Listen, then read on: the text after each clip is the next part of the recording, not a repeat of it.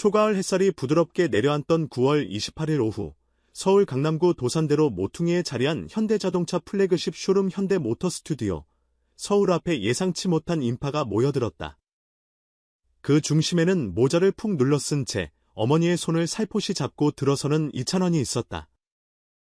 투명 유리병 너머 전시장 안쪽으로 천천히 발을 옮기는 모자의 모습이 휴대폰 카메라에 포착되면서 SNS 타임라인은 순식간에 뜨겁게 달아올랐다. 찬원시대 인증이라는 해시태그가 1시간도 안 돼 실시간 트렌드를 점령했고, 팬카페마다 추석 선물로 어머니께 차를 해드리려나 봐요라는 추측이 초단위로 쏟아졌다. 사실 이찬원이 가족, 특히 어머니에 대한 애틋한 마음을 공개적으로 드러낸 건 한두 번이 아니다. 2022년 MBC 라디오스타에 출연했을 때 그는 저보다 어머니가 더 빨리 차를 바꿔야 한다며 세월이 지나 사고 대비 안전 옵션이 높은 차로 바꿔드리고 싶다고 말해 스튜디오를 훈훈하게 물들인 바 있다. 그 인터뷰 클립은 지금도 효심장인이라는 제목으로 조회수 700만을 훌쩍 넘겼다. 그러니 이번 쇼룸 방문 사진 한 장이 추석 맞이 효도 플렉스라는 기정사실로 번진 것도 무리는 아니었다. 하지만 사진이 퍼진 지 반나절 만에 논쟁은 전혀 다른 방향으로 번졌다. 연예인이 가족에게 고급차를 선물하는 건 과하다는 인식이 강해질 수 있다. 경제 양극화 시대의 소위 플렉스 문화를 부추긴다는 비판이 동시에 터져나온 것이다. 온라인 커뮤니엔 차라리 기부로 선행을 알려달라. 조용히 효도하면 될 걸 왜 대형 쇼룸을 찾았냐는 날 선 댓글이 달렸다. 반대로 사비로 사는 건데 왜 사생활까지 지적이냐. 효도도 강도 조절이 필요하냐며 감싸는 글도 맞불처럼 올라왔다. 팽팽한 갑론을박 속에서 문화평론가 하재근은 한 방송 인터뷰를 통해 이찬원의 가정사는 그가 데뷔 초부터 꾸준히 언급돼 왔던 소재라며 과거 생활고 무명 시절의 애환을 대중이 이미 공유하고 있기 때문에 가족에게 큰 선물을 한다고 해도 과시가 아닌 보상인 서사로 읽히는 면이 있다고 해석했다. 단순 소비가 아니라 지난 세월을 함께 버틴 어머니에게 전하는 감사의 표시라는 설명이다. 이 과정에서 가장 궁금증을 낳은 건 정말로 차를 샀느냐였다. 기자들은 즉각 전시장을 관할하는 현대모터스튜디오 서울 측에 문의했다. 쇼룸 매니저 A씨는 당일 오전 현대차 바이픽 고객 프로그램 초청으로 이찬원 씨 모자가 전시장을 찾은 건 맞다면서도 차량 구매 계약은 없었다고 선을 그었다.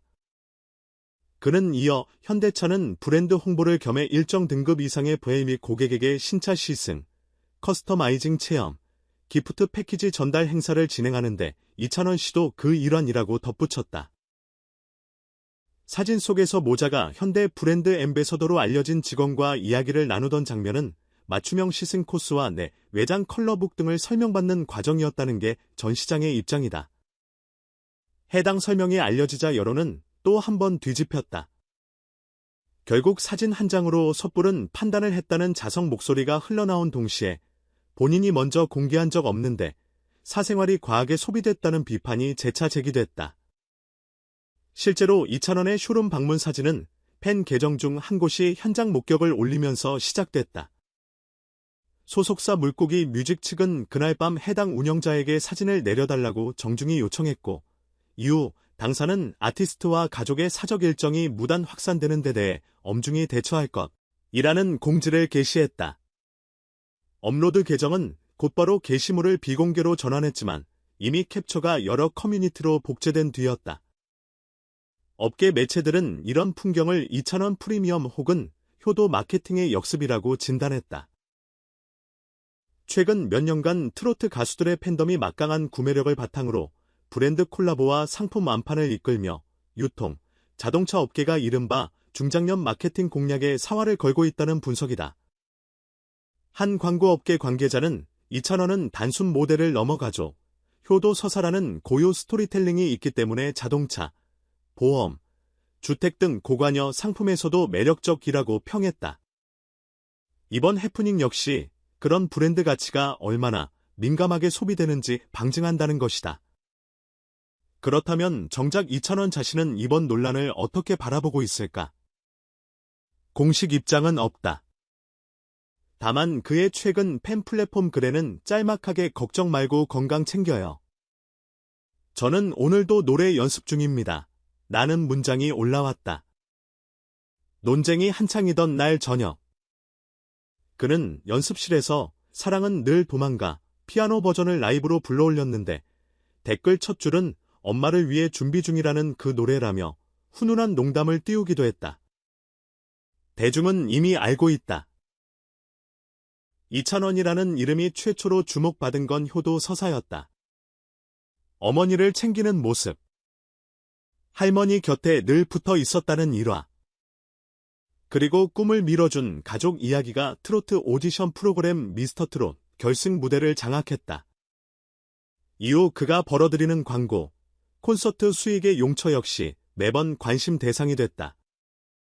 집을 새로 장만했다는 소문. 어머니 명의로 된 건물이 있다는 추측. 팬카페 기부금이 어디로 흘러가는지까지. 그 과정에서 종종 사생활 침해와 선행의 과시 사이 경계가 흐릿해졌다. 이번 자동차 해프닝도 같은 맥락에서 읽힌다. 선행하면 마케팅, 숨기면 가식이라는 딜레마.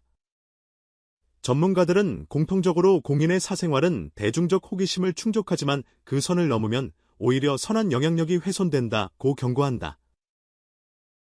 팬덤 문화 연구자 구정모 교수는 명절 효도 키워드를 활용한 소비 스토리가 자칫 팬덤 내부 소비주의로 흐를 위험이 있다며 아티스트가 의도하지 않은 정보까지 무한 재가공되는 순간 가족과 팬 모두가 피로해질 수 있다고 밝혔다. 실제로 이번 논란이 커지자 몇몇 온라인 커뮤니티에선 과도한 목격담과 사생활 추적이 결국 아티스트 활동 폭을 좁힌다는 자성글이 올라왔고 일부 팬들은 비공개 일정 공유 자제 캠페인을 시작했다. 그러나 팬심은 쉽게 꺾이지 않는다. 이찬원 팬클럽 찬원시대는 10월 초 전국 15개 복지시설에 추석맞이 김치, 생필품 꾸러미를 기부하며 이찬원의 효심이 사회 곳곳 따뜻함으로 번지길 바란다는 메시지를 전했다. 각 지역 언론은 이를 선한 영향력 릴레이로 보도했고 온라인상에서는 덤마에게 차를 사든 못 사든 결국 마음이 중요한 것 아니냐는 따뜻한 댓글이 다시금 힘을 얻었다. 이번 해프닝으로 얻은 교훈은 단순하다. 스타의 일거수일투족이 기사와 커뮤니티 콘텐츠로 순식간에 번역되는 시대. 선한 의도조차 때로는 왜곡된 방향을 낳을 수 있다는 것, 결국 남는 건 본인이 보여주는 행보와 음악의 힘이다. 이찬원은 이번에도 말 대신 노래를 택했다. 추석 특집 음악방송을 앞두고 그는 별빛 같은 나의 사랑아 무대에서 어머니를 스크린으로 소환해 당신 덕에 여기까지 왔다는 메시지를 담을 예정이라고 한다. 자동차보다 빛나는 어쩌면 가장 찬원다운 선물이 아닐까.